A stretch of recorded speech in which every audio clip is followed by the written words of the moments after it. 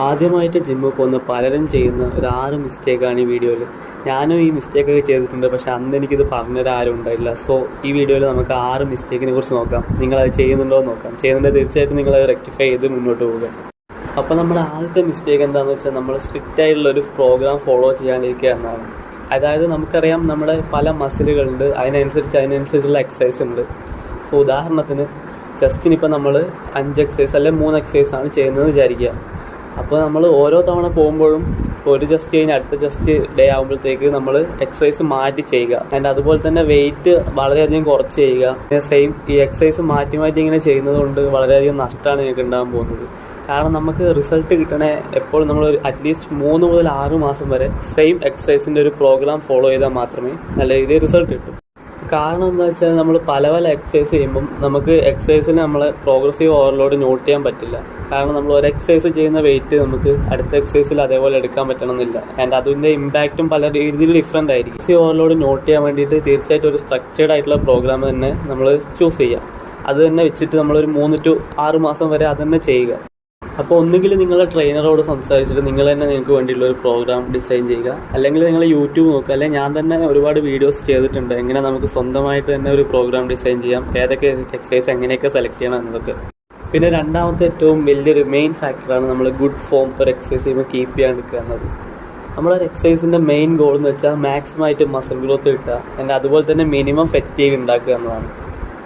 So നിങ്ങൾ ആദ്യം എപ്പോഴും ട്രൈ ചെയ്യേണ്ടത് ഒരു എക്സസൈസിൻ്റെ കറക്റ്റായിട്ടുള്ള ഫോം പഠിക്കുക എന്നതാണ്. അത് നിങ്ങൾ ട്രെയിനറുടെ സഹായം നിങ്ങൾക്ക് തേടാം. ആൻഡ് അതുപോലെ തന്നെ യൂട്യൂബിൽ ഇഷ്ടംപോലെ നമുക്ക് പല ട്രെയിനിങ് വീഡിയോസും കിട്ടും. സോ നമുക്ക് ഫോം അങ്ങനെ പഠിക്കാം. ആൻഡ് നിങ്ങൾ എപ്പോഴും ഓർമ്മിച്ചിരിക്കേണ്ട ഒരു കാര്യം എന്ന് വെച്ചാൽ ഇപ്പോൾ നമ്മൾ ഒരാൾ പെർഫെക്റ്റ് ആയിട്ടുള്ള ഒരു ഫോം എന്ന് പറഞ്ഞ സാധനം എക്സിസ്റ്റേ ചെയ്യുന്നില്ല. കാരണം ഓരോ ആൾക്കാരുടെയും ബോഡി അനാറ്റമി ഡിഫറെൻ്റ് ആണ്. സോ ഓരോ ആൾക്കും കറക്റ്റ് ഫോം എന്നത് നമുക്ക് അങ്ങനെ ഒരു ജനറലായിട്ട് പറയാൻ പറ്റില്ല. ഏകദേശം ഇങ്ങനെ ആവും എന്നാണ് നമുക്ക് ഇത് പറയാൻ പറ്റുക. ആൻഡ് ഈ കറക്റ്റ്നെസ് ആക്ച്വലി നമുക്ക് നിങ്ങൾ തന്നെ സ്വയം ചെയ്ത് നോക്കുക. നിങ്ങൾക്ക് ഏത് പൊസിഷനിലാണ് കൂടുതൽ കംഫർട്ടബിളായിട്ട് ചെയ്യാൻ പറ്റുന്നത് നോക്കുക. അപ്പോൾ നിങ്ങൾ ആ പൊസിഷനിൽ തന്നെ ചെയ്യാൻ നോക്കുക. ലൈക്ക് ഫോർ എക്സാമ്പിൾ നമ്മൾ over head tricep extension dumbbells ഉപയോഗിച്ച് ചെയ്യുകയാണെങ്കിൽ ചില ആൾക്കാർ അല്ലെങ്കിൽ ചില ട്രെയിനറൊക്കെ നമ്മളെ കൈ അടുപ്പിച്ച് എൽബോസ് ഭയങ്കര അടുപ്പിച്ച് വെക്കാൻ പറയും. ആക്ച്വലി ഇത് അത്രത്തോളം നല്ലതായിരിക്കില്ല. കാരണം ഒരുപാട് ആൾക്കാരുടെ ഷോൾഡർ ഭയങ്കര വൈഡ് ആയിരിക്കും. സോ നമ്മൾ കൈ ഇങ്ങനെ അടുപ്പിച്ച് പിടിക്കുമ്പോൾ ആക്ച്വലി അത് ജോയിൻസിന് മോശമായിട്ടാണ് വരാൻ പോകുന്നത്. സോ നമ്മൾ മനസ്സിലാക്കുക, നിങ്ങൾക്ക് ഒരുപാട് വൈഡായി പോകണ്ട, എന്നാലും നിങ്ങൾക്ക് കുറച്ച് കംഫർട്ടബിൾ ആയിട്ടുള്ളൊരു പ്ലേസിൽ വേണം നിങ്ങളുടെ എൽബോസ് പ്ലേസ് ചെയ്യാൻ. അതായിരിക്കും നിങ്ങൾക്ക് അടുത്തതാണ് ഡയറ്റ്. എനിക്കറിയാം എന്തായാലും നമ്മൾ ഈ വീഡിയോ കാണും 99% ബിഗിനേഴ്സും ഡയറ്റ് മര്യാദയ്ക്കൊന്നും എടുക്കുന്നും ഉണ്ടാവില്ല. ഇതാണ് നിങ്ങൾ ചെയ്യാൻ പോകുന്ന ഏറ്റവും വലിയ മിസ്റ്റേക്ക്. കാരണം മസിൽ നമ്മൾ ആക്ച്വലി ജിമ്മിൽ ബിൽഡ് ആവുകയല്ലേ ചെയ്യുന്നത്. നമ്മൾ ജിമ്മിൽ മസിൽ ബ്രേക്ക് ചെയ്യുകയാണ് ചെയ്യുന്നത്. ആൻഡ് അത് തിരിച്ച് ബിൽഡ് ആവണമെങ്കിൽ നമ്മൾ നല്ല ന്യൂട്രീഷൻ എടുക്കുക തന്നെ വേണം.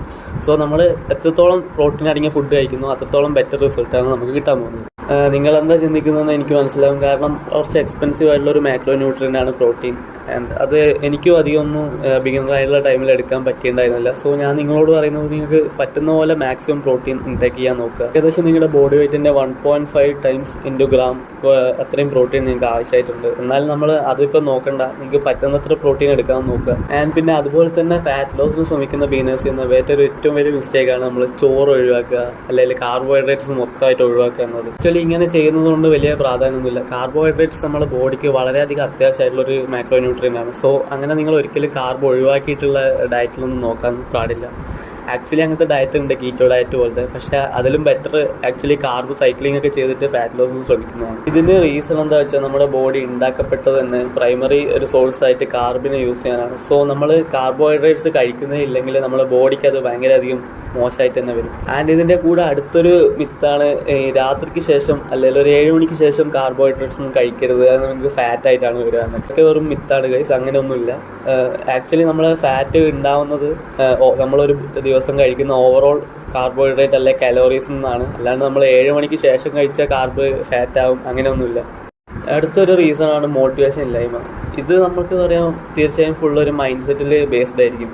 കാരണം നമ്മൾ എന്തിനാണ് നമ്മൾ ജിമ്മിൽ പോകുന്നത് എന്നുള്ളൊരു ക്ലിയർ ആയിട്ടുള്ളൊരു ധാരണ നമുക്ക് ഉണ്ടായിരിക്കണം. നമ്മളെ ഗോൾസ് നമുക്ക് ഉണ്ടായിരിക്കണം മനസ്സിൽ. അപ്പോൾ നമ്മളെപ്പോഴും ആ ഗോളിന് വേണ്ടിയിട്ടുള്ളൊരു ചേസിങ് നടത്തിയാൽ മാത്രമേ നമുക്ക് ഇത് സസ്റ്റൈനബിൾ ആയിട്ട് കൊണ്ടുപോകാൻ പറ്റും. അതുപോലെ തന്നെ ഇപ്പോൾ ഒരാഴ്ചയിൽ എല്ലാ ദിവസവും പോകുന്നവരുണ്ട്, 3 ദിവസം പോകുന്നവരുണ്ട്, ചിലപ്പോൾ ഒരു ദിവസം മാത്രം പോകുന്നവരുണ്ട്. എനിക്ക് നിങ്ങളോട് പറയാനുള്ളത് എന്താണെന്ന് വെച്ചാൽ നിങ്ങളെ സമയത്തിനനുസരിച്ചിട്ട് നിങ്ങൾക്ക് എത്രത്തോളം സസ്റ്റൈനബിൾ ആയിട്ട് പോകാൻ പറ്റും അതിനനുസരിച്ചുള്ള ഒരു പ്ലാൻ ഡിസൈൻ ചെയ്യുക. ലൈക്ക് നിങ്ങൾക്കിപ്പം എല്ലാ ദിവസവും പോകാൻ പറ്റിയാൽ എല്ലാ ദിവസവും പോവുക.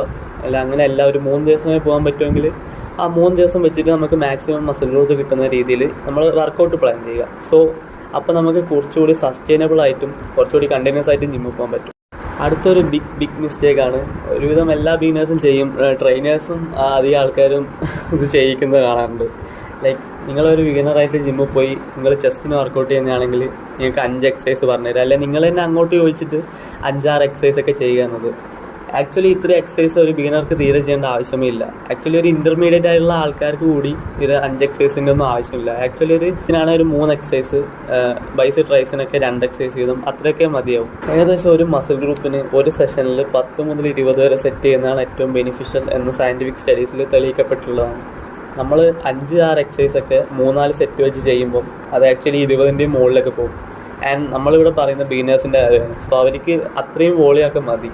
അവരിപ്പം ഈ ഒരു ഫേസിൽ അവർ എന്ത് ചെറിയ വർക്കൗട്ട് ചെയ്താൽ പോലും അവർക്ക് നല്ല രീതിയിൽ റിസൾട്ട് കിട്ടും. സോ നമ്മൾ അതിനെ മാക്സിമം യൂട്ടിലൈസ് ചെയ്യും. അടുത്തൊരു മിസ്റ്റേക്കാണ് നിങ്ങൾ ജിമ്മ് തുടങ്ങുമ്പോൾ തന്നെ സപ്ലിമെൻറ്റ്സിൻ്റെ പുറകെ പോകുന്നത്. പല ട്രെയിനർമാരും നിങ്ങൾക്ക് ആക്ച്വലി സപ്ലിമെൻറ്റ്സ് പിടിപ്പിക്കാൻ നോക്കും, ലൈക്ക് നിങ്ങളെ കൊണ്ട് വാങ്ങിപ്പിക്കാൻ നോക്കും, അല്ലെങ്കിൽ ചിലപ്പോൾ നിങ്ങൾ തന്നെ യൂട്യൂബിലൊക്കെ കണ്ടും അറിഞ്ഞൊക്കെ നിങ്ങൾ തന്നെ വാങ്ങാനും നോക്കും. പക്ഷേ ആക്ച്വലി നമ്മളൊരു ബിഗിനറായിരിക്കുമ്പം നമുക്ക് ഇതിൻ്റെ ഒന്നും ആവശ്യമില്ല. വേണമെങ്കിൽ നമുക്ക് ക്രിയേറ്റിൻ പോലത്തെ സപ്ലിമെൻറ്റ്സ് ഒക്കെ പിന്നെ യൂസ് ചെയ്യാം. പ്രോട്ടീൻ പൗഡറൊക്കെ യൂസ് ചെയ്യുന്നതിന് മുമ്പ് പരമാവധി നിങ്ങൾ ഡയറ്റിൽ നിന്ന് തന്നെ പ്രോട്ടീനൊക്കെ ഇൻടേക്ക് നോക്കുക. കാരണം അധികം ആൾക്കാരും എക്സ്പെൻസിൻ്റെ ഒക്കെ നോക്കിയിട്ടാണ് പ്രോട്ടീൻ പൗഡർ വാങ്ങുന്നത്.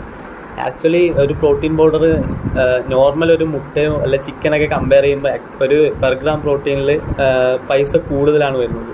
സോ നിങ്ങൾ ആക്ച്വലി പ്രോട്ടീൻ പൗഡറിന് വേണ്ടി എക്സ്ട്രാ പൈസ കൊടുക്കുകയാണ് ചെയ്യുന്നത്. തീർച്ചയായും നിങ്ങൾ നോക്കിയിട്ട് മാത്രം സപ്ലിമെൻറ്റ്സ് ഒക്കെ എടുക്കുക. നിങ്ങൾക്ക് ഡയറ്റിൽ നിന്ന് പ്രോട്ടീൻ എടുക്കാൻ പറ്റുന്നില്ല, അല്ലെങ്കിൽ നിങ്ങൾക്ക് കൺവീനിയൻസ് ഇല്ല ഫുഡ് കഴിക്കാൻ എന്നൊക്കെയുള്ള സിറ്റുവേഷൻസിൽ മാത്രം നിങ്ങൾ പ്രോട്ടീൻ പൗഡറിലേക്ക് പോകുക. അപ്പോൾ ഇതൊക്കെയാണ് ഞാൻ പറയാൻ വന്ന 6 മിസ്റ്റേക്സ്. സോ നിങ്ങൾ ഇതിൽ ഏതൊക്കെ ചെയ്യുന്നുണ്ട് തീർച്ചയായും കമൻറ്റ് ബോക്സിൽ ഇടുക.